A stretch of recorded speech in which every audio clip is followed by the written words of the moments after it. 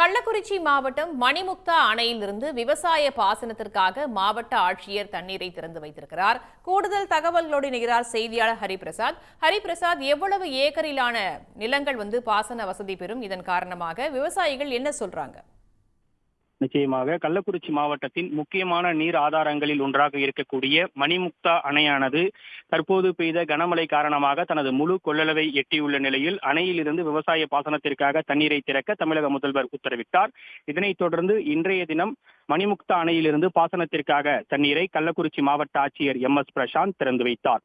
இந்த விவசாய பாசனத்திற்காக திறந்துவிடப்பட்டுள்ள தண்ணீரின் மூலமாக பழைய பாசன பரப்பு 1243 ஏக்கர் மற்றும் புதிய பாசன பரப்பு 4250 ஏக்கர் என மொத்தமாக 5493 ஏக்கர் விவசாய நிலங்கள் பாசன வசதி பெறும் என்றும் தொடர்ந்து 82 நாட்களுக்கு 75 கன அடி தண்ணீரை திறக்க தமிழ்நாடு அரசு உத்தரவிட்டுள்ளதாகவும் இதன் மூலமாக அகரக்கோட்டாலம், அணைகரை கோட்டாலம், பல்லக்கச்சேரி, சூளாங்குறிச்சி, சித்தலூர் உள்ளிட்ட 10க்கும் மேற்பட்ட கிராம மக்கள் பாசன வசதி பெறுவார்கள் என்பதால் விவசாயிகள் மகிழ்ச்சி அடைந்துள்ளனர்.